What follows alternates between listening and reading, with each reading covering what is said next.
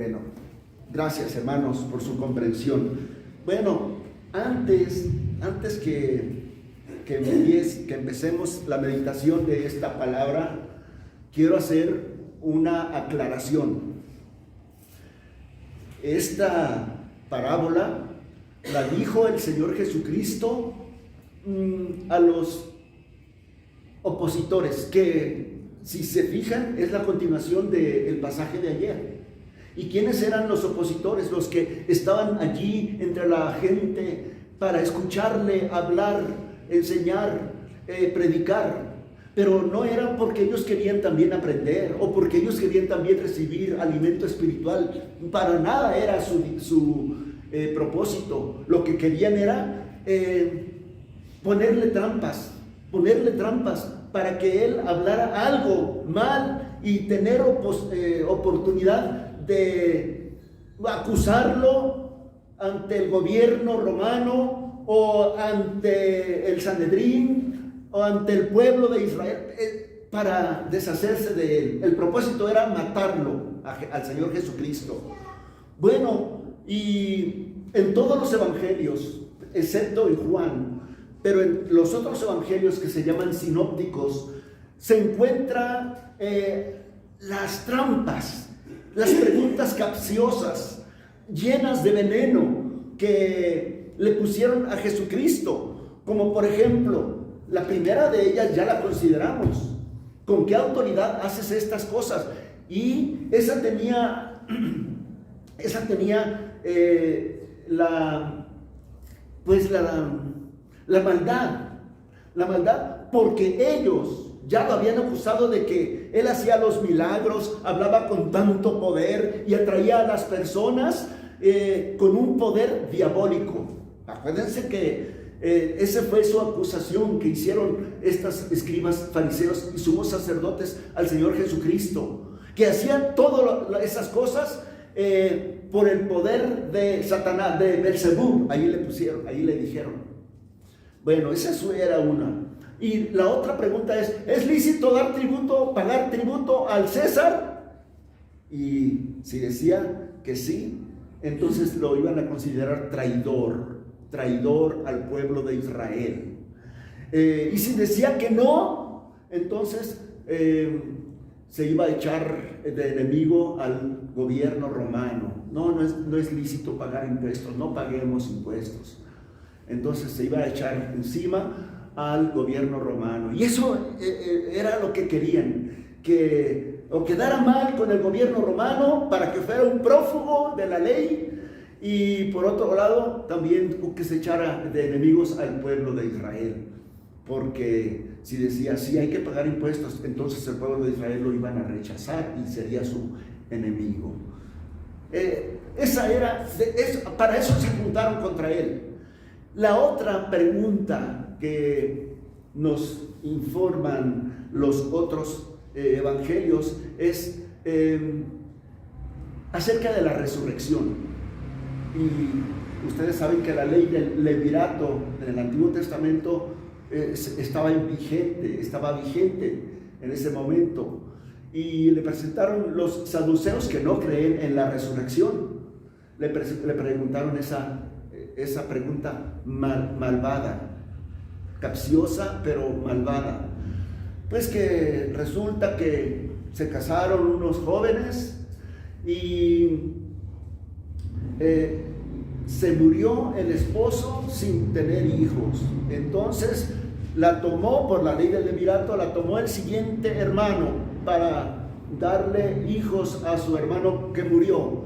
Y también se murió y no tuvieron hijos. Y entonces se tomó a la mujer el siguiente hermano, y así.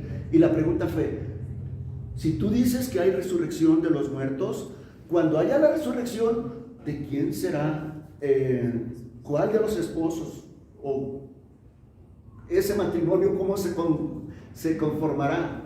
De todos los hermanos le presentaron, creo que 7. Bueno, preguntas con el fin de acorralar a nuestro Señor Jesucristo. Pero si ustedes leen todas esas preguntas, pues el Señor Jesucristo a todas las contestó correctamente y no pudieron acusarlo de nada de lo que ellos querían con esas trampas malvadas, asesinas, porque era lo que querían, asesinarlo, llegar a eso. Jesucristo dijo esta parábola para acusar a así se llama la parábola. Bueno, aquí no tienen subtítulos, pero en casi todas las Biblias dice que era la parábola sobre los trabajadores malvados. Los trabajadores malvados. Esa es la parábola. Lo dijo el Señor Jesucristo para exhibir, era una parábola en contra de los sumos sacerdotes, de los líderes religiosos de Israel, los principales sacerdotes, los escribas, los fariseos, los saduceos, los esenios, porque son sectas del judaísmo, y también los ancianos, los líderes religiosos de Israel en esos momentos. Pero por supuesto que la palabra de Dios es viva, eficaz, poderosa, útil para nosotros el día de hoy. Y yo creo que también el día de hoy existen esos trabajadores que no les mueve o no lo hacen por amor a la causa de Cristo. Tristemente conocemos y es evidente que hay muchísimos de esos labradores malvados en la viña del Señor, que no lo hacen por ser siervos del Señor, sino que son siervos de su avaricia, de su egoísmo, de que quieren poder. Para eso están dentro del ministerio muchas personas.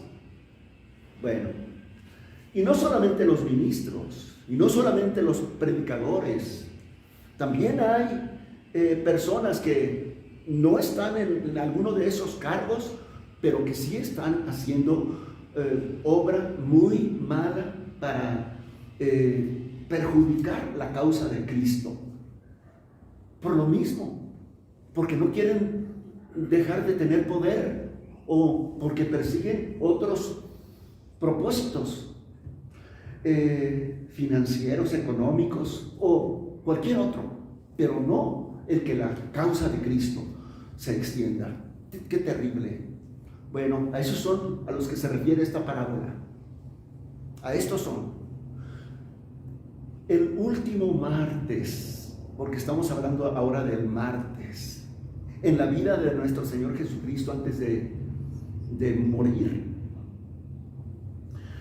Ya les dije ayer que se pasó predicando el Evangelio. Y así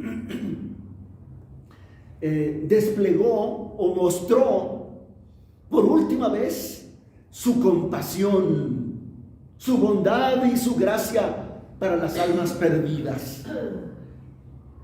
Siempre, hasta el último momento, quiso que otras personas más encontraran el perdón y la vida eterna. Hasta el último momento, hasta cuando estaba crucificado. De eso vamos a escuchar el viernes, primeramente Dios. Esta parábola fue contra estos líderes religiosos de Israel. Esta parábola pues muestra, exhibe que han matado a muchos profetas, a todos los profetas anteriores. Los han tratado mal. Son siervos de Dios, enviados de Dios, que traían palabra de Dios, mensaje de Dios, pero no les importó. A todos los trataron mal. Y hasta al mismo Señor Jesucristo así lo hicieron, porque afectaban esos profetas y nuestro Señor Jesucristo afectaban los intereses de estos labradores malvados, especialmente su poder y sus finanzas. Eso les afectaba y por eso era el odio contra el Señor Jesucristo y por eso lo querían eliminar, matar. Vamos a ver en esta parábola la ilustración. Esta parábola es una ilustración y es casi leerla, es la ilustración de los labradores malvados. Y dos, la explicación que el Señor Jesucristo da de esta, voy a explicar un poquito la parábola y luego voy a dar una breve aplicación. Rápidamente, la ilustración es casi leer la parábola. Bueno, dice el versículo 9 y 10, dice: comenzó luego a decir al pueblo esta parábola. Un hombre plantó una viña, la arrendó a labradores, la dio en renta, la arrendó a labradores y se ausentó por mucho tiempo. Y a su tiempo envió un siervo a los labradores para que le diesen del fruto de la viña. Pero los labradores le golpearon y le enviaron con las manos vacías. Bueno, ese es el asunto. Notemos que el dueño de la tierra, el dueño de esa parcela, en este caso era una parcela que se usaba para sembrar uvas, viña, ese es un viñedo, para hacer vino, se usan las uvas, los viñedos. Bueno, a su tiempo el dueño envió siervos por los frutos que le correspondía. Yo creo que hicieron un contrato y vamos, cuando hayan los frutos te va a tocar a ti tanto y a mí tanto, un porcentaje que ya estaba estipulado. Pero cuando envió a un siervo, se encontró con que no le dieron nada más que golpes. Y los que estaban oyendo esta parábola inmediatamente sintieron coraje por esa actitud de estos labradores malvados. ¿Por qué lo golpearon a este siervo del dueño? ¿Y por qué lo mandaron con las manos vacías? Dice aquí, el dueño de la tierra mandó otros siervos. Aquí dice que otros dos siervos, o sea, en total 3. Pero en los otros evangelios, en Marcos y en Mateo, dice que mandó a muchos más, muchos. Y a todos los golpearon y a otros dice que los mataron. Sobre todo Mateo dice que a otros mataron. Y a otros los apedrearon. Los labradores se mostraron malagradecidos. Se mostraron injustos, se mostraron avariciosos, se mostraron opuestos y rebeldes, traidores al contrato con el dueño y hasta asesinos. El Señor de la tierra, desde que mandaron golpeado a los siervos y con las manos vacías, desde el primero hubiera estado en su derecho presentarse allí con policías y castigar a los labradores malvados, pero no lo hizo. En la parábola, Jesucristo dice que su actitud al ver que al primer siervo lo regresaron con las manos vacías y golpeado, dice que mandó otro siervo y le pasó lo mismo y mandó otro más. Y cuando pasaron esos 3 siervos golpeados con las manos vacías, dijo: ¿qué haré? ¿Qué haré? Bueno, cuando Jesucristo presentó esta pregunta a sus oidores, yo creo que en el auditorio ha de haber surgido: ¿cómo que qué haré? ¿Cómo? Eso ya no es duda, no está fácil, está claro. Véngate, castígalos, échalos a la cárcel, ve y golpea, hazles tú lo mismo, ojo por ojo, diente por diente. Eso era lo que el auditorio, yo creo que estaría pensando. Eso es lo que, ¿por qué se está preguntando qué haré? En el versículo 13, Lucas 20:13, dice: enviaré a mi hijo amado. Quizá cuando lo vean tendrán respeto. Eso voy a hacer. El dueño había mandado puros esclavos o siervos y por eso los maltrataban. Entonces decidió mandar a su hijo, y aquí dice a su hijo amado. Decidió mandar a su hijo pensando que a su hijo lo iban a respetar. Y en el versículo 14, Lucas 20:14, dice: mas los labradores, al ver a su hijo, discutieron entre sí. Decían: este es el heredero. Venid, matémosle para que la heredad sea nuestra. A ver, a simple vista no se presenta, no hay detrás de este versículo algunas cosas que tal vez hasta que ahorita se las diga, las van a decir: ah, sí, es cierto, es cierto. Bueno, estas son las cosas que hay detrás de este versículo. Los labradores malvados, al ver a su hijo, pensaron: yo creo que tal vez es muy posible que el dueño ya no exista. Ya se murió. ¿Por qué ha mandado siervo tras siervo, tras siervo, tras siervo? Mateo dice que mandó muchos. ¿Y por qué no se presenta él? Y ahora viene su hijo. ¿Por qué no se presenta? Yo creo que ya no existe. Entonces, si ya no existe el dueño y aquí está su hijo único, si lo matamos, la heredad va a ser nuestra. Y en eso acordaron, matémosle y la heredad será nuestra. Matémosle. Bueno, y se querían quedar con la tierra. En el versículo 15 dice, Lucas 20:15,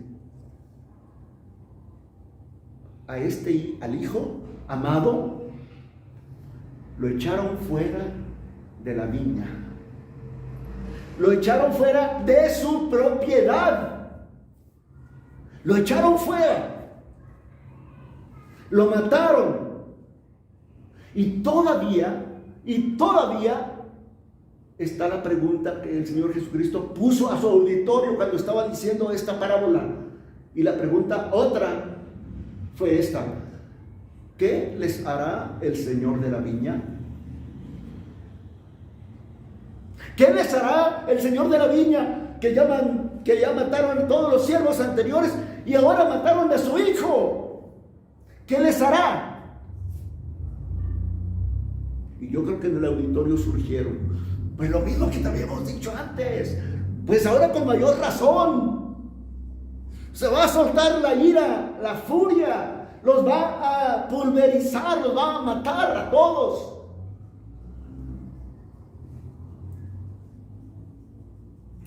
Bueno, aclaración para estos labradores malvados: el Señor de la viña no está muerto. No había hecho nada ni hizo nada por paciencia, por misericordia, esperando que rectificaran, que se arrepientan. Así es, desde la eternidad hasta la eternidad es su misericordia. No actúa conforme a nuestros impulsos humanos. Él es paciente, misericordioso. Esperaba que los labradores malvados se arrepintieran, pero mataron a su propio hijo. Y la pregunta es: ¿qué pues les hará el Señor de la viña? ahora que mataron a su hijo? Y la respuesta de los oyentes, yo creo que debe haber sido, pues que los mate, que les eche todo el peso de la ley. Eso es lo que debe de hacer el dueño.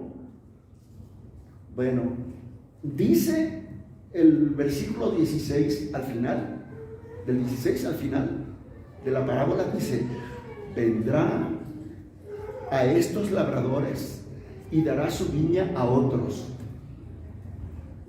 Cuando oyeron esto, los fariseos y los escribas y los sumos sacerdotes dijeron, Dios nos libre, que no nos lo quite, que no nos quite la autoridad, que no nos quite nuestros puestos. Pero él mirándolos dijo, la piedra que los edificadores rechazaron, o sea, ustedes, ha venido a ser la cabeza del ángulo. Todo el que cayere sobre esta piedra será quebrantado. En otros, bueno, la palabra, todo aquel que cayere sobre esta piedra es el que tropiece, el que tenga tropiezo en esta piedra, será quebrantado. Pero a quien le caiga esta roca será pulverizado, desmenuzado, dice aquí. Ahí está la ilustración. Paso rápidamente a la explicación.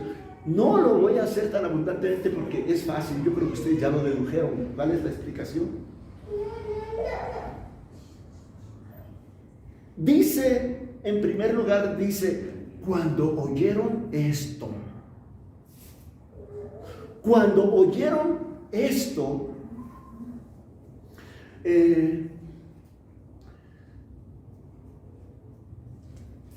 es que les iba a quitar, bueno, al final de la parábola, que les iba a quitar la viña, su posición en la viña, que ya no iban a ser líderes.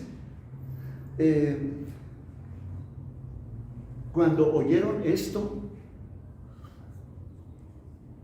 en el original se usó un verbo que es acu, viene de acústico, de la palabra es ahí viene la palabra acústica o acústico. Ese es el verbo de oír. Pero quiere decir no solamente percibir sonidos, sino entender los sonidos. Entender, comprender la enseñanza del Señor Jesucristo de esta parábola. Cuando comprendieron perfectamente la parábola, su determinación, la determinación del dueño es destruirá a los labradores y le dará la viña a otros. Esa es la determinación al final. Y ellos lo comprendieron, los escribas, los fariseos, los principales sacerdotes. Por eso dijeron, no, que eso no puede ocurrir, que eso no ocurra, Dios nos libre. Eso no puede ser que ocurra de ninguna manera, porque comprendieron la parábola. Dios es el dueño de la viña. La viña es la iglesia o el pueblo de Dios. Esa es la viña. Esa es el pueblo de Dios, es la viña. Y los labradores malvados son los líderes religiosos de aquel tiempo. Eran ya les dije cuáles. Los sumos sacerdotes, los principales sacerdotes, escribas, el Sanedrín, el pueblo religioso, y también eran ley en el pueblo de Israel. Bueno, ellos eran los que administraban el reino de Dios, a los que se les encomendó las escrituras, enseñarlas, predicarlas, vivirlas, a quienes también se les entregaban los pactos, el pacto de Dios. Es el pueblo que hasta ese momento era el pueblo escogido de Dios, que manifestaba y que tenían que manifestar y proclamar y extender la palabra de Dios y el reino de Dios. Era una grande responsabilidad. Servir al pueblo con respecto a Dios. Para eso son los líderes religiosos. Pero no lo hicieron, hicieron lo contrario, se sirvieron, sometieron al pueblo. Y ellos ostentaban poder político, religioso y económico. Se servían del pueblo. Y para Dios nada. Por eso dicen, los mandaban con las manos vacías y los golpeaban. Bueno, los labradores malvados eran esos líderes religiosos avariciosos, ávidos de poder. Y el dueño de cuando se fue de viaje a un viaje por mucho tiempo, pues es el tiempo entre la primera venida y la segunda venida de Jesucristo. Se fue por mucho tiempo, un tiempo muy largo, hasta el tiempo de la cosecha, hasta la segunda venida de Jesucristo. Y mientras tanto, hay siervos en la viña del Señor. Y todos, casi sin excepción, son maltratados, no son valorados. Mientras tanto, sigue mandando Dios siervos para recoger frutos de la viña, porque eso es lo que quiere el Señor. Os he puesto para que vayáis y llevéis fruto. Entonces los siervos que son enviados son de parte de Dios. Son los profetas. En el Antiguo Testamento, profetas. En el Nuevo Testamento, predicadores, pastores, maestros, que llaman al arrepentimiento, a la santidad, a obedecer la palabra de Dios, que es los frutos que el Señor busca en su viña. Los siervos, todos aquí, dice en esta parábola, fueron menospreciados, ninguneados, golpeados y fueron mandados con las manos vacías, sin fruto. Son perseguidos. Miren, los siervos de Dios siempre han sido perseguidos. Los mártires por Jesucristo del Evangelio son muchísimos. En el Apocalipsis se muestran los mártires que están clamando: ¿hasta cuándo, Señor Dios todopoderoso y santo y sabio, vas a vengar la muerte, nuestra muerte, de los que moran en la tierra? Y Jesucristo les dijo: tranquilos, espérense, todavía faltan otros, todavía faltan, hay otros que van a ser martirizados como ustedes, hasta que se complete el número. Entonces, los siervos que fueron golpeados son los perseguidos, los mártires por Jesucristo y su evangelio. Isaías fue partido en dos. En el libro de los mártires de Fox hay un libro que los predicadores conocen todos.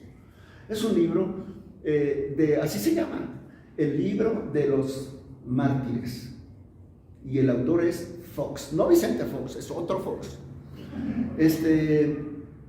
Y se muestra allí el profeta Isaías colgado boca abajo, y le pasaron una sierra de partir leña y lo partieron en dos. Así murió el profeta Isaías. Jeremías, ustedes saben que fue echado en un pozo cenagoso para que ahí muriera. Juan el Bautista fue decapitado. Esteban murió apedreado. Policarpo de Esmirna fue quemado vivo. Juan Hus igual. Lutero fue excomulgado y también lo querían matar. Calvino fue exiliado, etcétera, etcétera, etcétera, etcétera. Cuando yo por un tiempo fui pastor de una iglesia que se llama Betania, se encuentra en el eje 3, allá en Iztapalapa, en eje 3, que es Francisco del Paso, por acá de este lado, pero es el mismo, avenida, ahí está esa iglesia, y a un ladito de la iglesia está una tienda, casi, bueno, yo iba a la tienda porque está enseguida de la iglesia. Y me hice amigo de los de la tienda. Y le dije, oye, ustedes tanto tiempo que están aquí en la iglesia, oyen los sermones, oyen las pláticas de los hermanos, porque están pegaditos. Y hasta tienen amigos de ahí en la iglesia. ¿Por qué no van a la iglesia, a los cultos, a las actividades? Y dice, es que sí se oye muy bonito, cantan bien bonito, y se ve que se llevan bien, pero también hemos visto cosas muy feas. La última de ellas fue que el pastor que vivía en la casa pastoral le aventaron la estufa, el colchón, sus cosas a la calle. Por eso no vamos.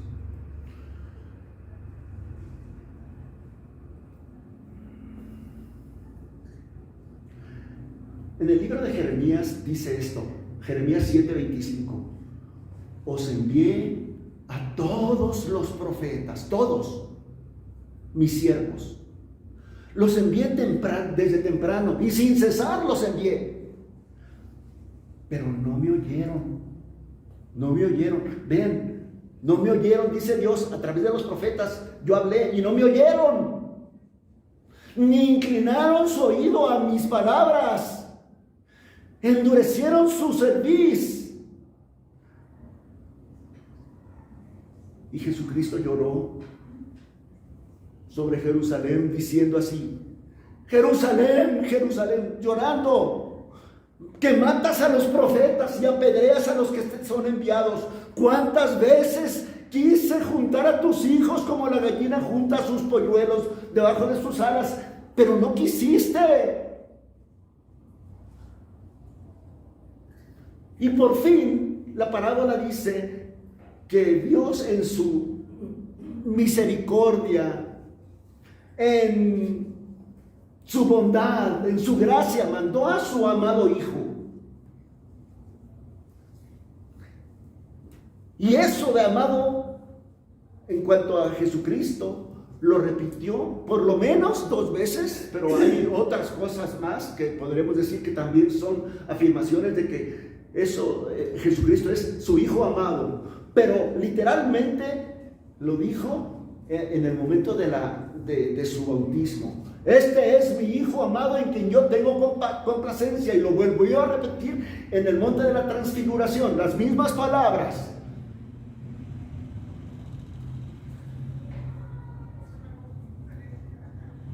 Esta parábola dice en el versículo 14 que los trabajadores malvados dijeron, este es el heredero, este es el dueño.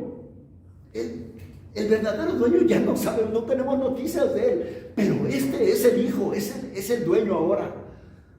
Matémosle para quedarnos definitivamente con la heredad. Y así lo hicieron. Ustedes ya sabemos que lo crucificaron. Y cuando lo iban a crucificar, o cuando estaban tomando la determinación de crucificarlo, dijeron, oigan, Pilato le dijo, pero yo no encuentro ningún mal, yo lo encuentro inocente. No, crucifícalo. Pero es que yo no quiero tener ninguna responsabilidad de la sangre de este justo.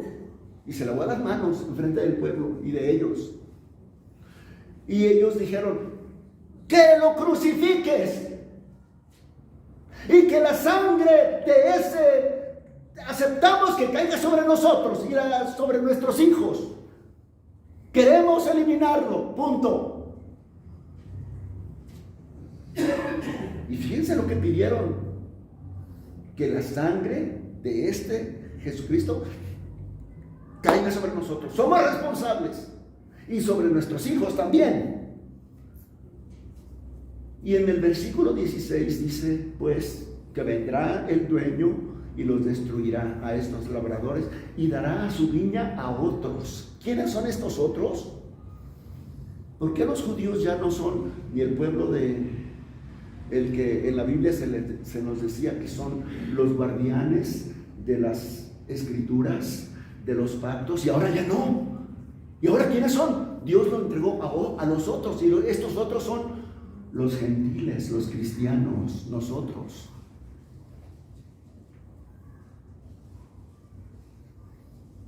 No me estoy sintiendo vanaglorioso y ostentoso al decir que somos nosotros, ustedes y yo. Somos los depositarios de esta fe tan grande, de este tesoro en vasijas viles, humildes que somos nosotros. Los judíos hasta en esos momentos eran pues los custodios de esas escrituras, de los pactos, de los sacramentos. Pues se les ha quitado, y ellos cuando oyeron eso que se les iba a quitar, dijeron, no, ya comprendimos, no, que eso no suceda, que Dios nos libre, que no queremos.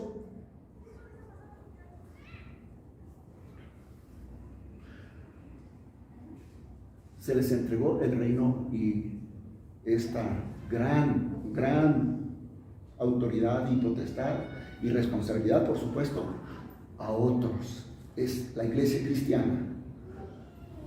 En Mateo 13, Jesucristo le dijo a sus apóstoles y a los que iban a creer en el mensaje de los apóstoles: a vosotros os es dado a saber los misterios del reino de los cielos, mas a ellos, a los judíos, ya no les es dado. Por eso gritaron, no, que Dios nos libre, que no nos pase eso. En Lucas 20, 17, que es nuestro texto, mirándolos a los escribas, fariseos, sumos sacerdotes, bueno, no estaban ahí los sumos sacerdotes, pero los principales sacerdotes, les dijo: ¿qué pues es lo que está escrito? La piedra que desecharon ustedes, los edificadores, ha venido a ser la cabeza del ángulo, del cimiento para edificar la iglesia. A ustedes se les ha quitado, y sobre esta piedra es Jesucristo, que ustedes rechazaron. Ellos conocían muy bien a qué se estaba refiriendo. Se encuentra esta profecía de la piedra del ángulo en el Salmo 118.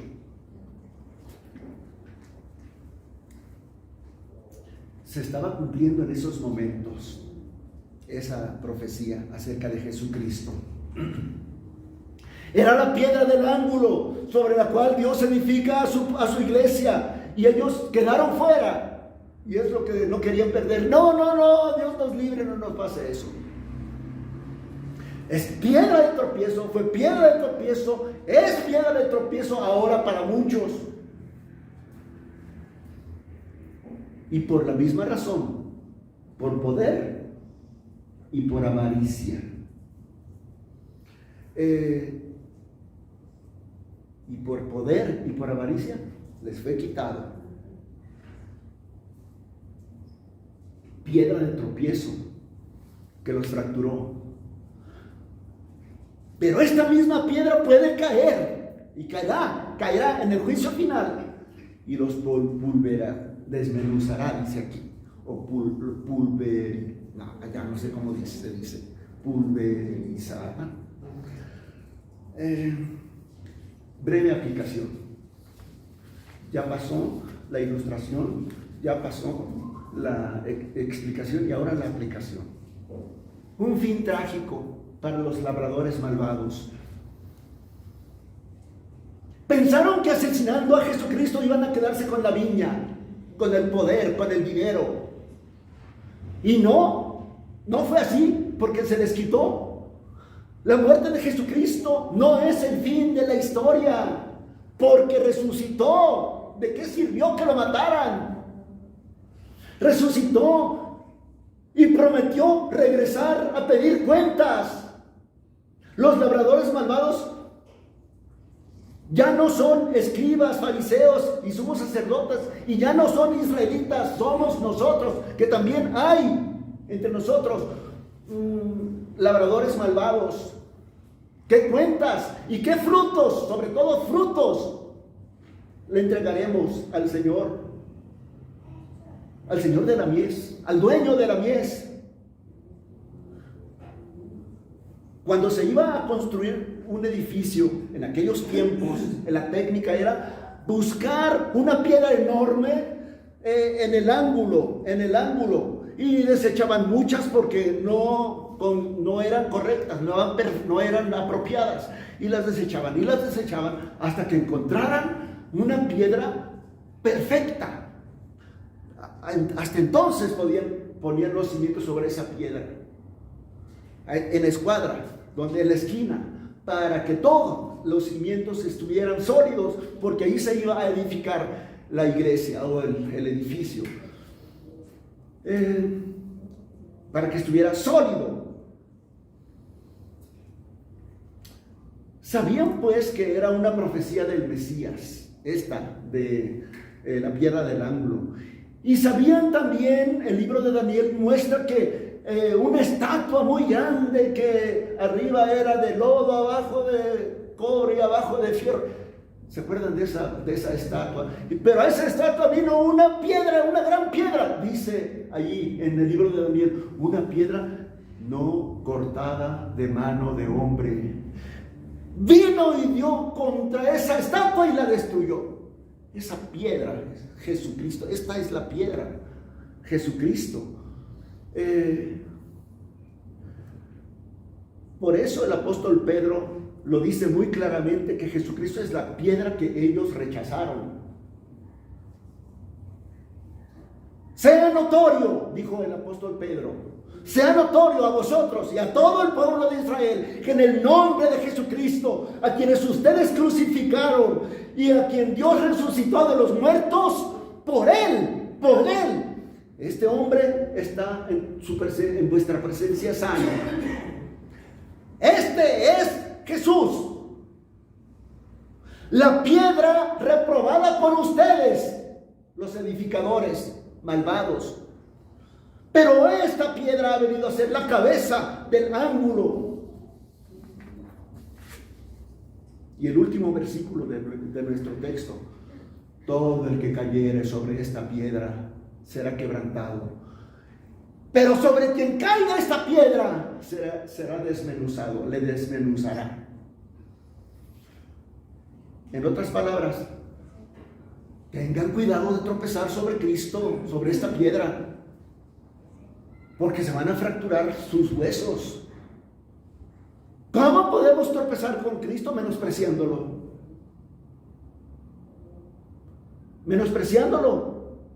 No hacerle caso. Le decimos de palabra o de labios, Señor, pero no hacemos lo que Él nos dice, nos manda. Así es. Y también, por supuesto, lo rechazamos como Salvador, pensando que no es suficiente para perdonar y para salvar Jesucristo. Aparte de Jesucristo, debemos añadir buenas obras, ceremonias, muchas otras cosas aparte de Cristo. Eso no es. Eso es rechazar a Cristo, la piedra perfecta del ángulo, que puede perdonar nuestros pecados, confiando solamente en Él, no en nuestra religión, no en nuestras buenas obras, no añadirle a Cristo nada, ni una ceremonia, ni una peregrinación, ni la novena de San Judas Tadeo, nada. Eso es tropezar en Cristo. ¿Y qué significa? Que puede caer esta piedra sobre nosotros y nos pulverizará. Ahora sí lo dije correcto, creo. Bueno, significa que cuando Cristo venga con todo poder y con toda gloria al juicio final, Él va a impartir justicia verdadera y apartar a las ovejas de los cabritos, y allí nos vamos a llevar muchas sorpresas. Que los que creíamos que eran ovejas serán cabritos, y el al revés. Por eso el apóstol Pedro dice, 1 de Pedro 2:6, he aquí yo, con esto termino, hermanos, He aquí pongo en Sión la principal piedra del ángulo, que es escogida, que es preciosa. El que cayere en él no será, el que creyere en él, el que creyere, no cayere, dije cayere, no, el que creyere en él no será avergonzado. Para vosotros pues que creéis, él es precioso, pero para los que no creen, es la piedra que los edificadores desecharon, pero ha venido a ser la cabeza principal del ángulo. Piedra de tropiezo para unos, roca que hace caer para otros más, pero precioso para los creyentes en Cristo. Amén. Dios les bendiga, hermanos. Una aclaración, no acostumbro a hacer esto, pero no vayan a pensar que yo lo dije por alguien en particular, este sermón. Si ustedes se fijan, es el positivo. Salen las enseñanzas del texto y no lo hago dirigido a nadie en particular, de nadie. Dios les bendiga.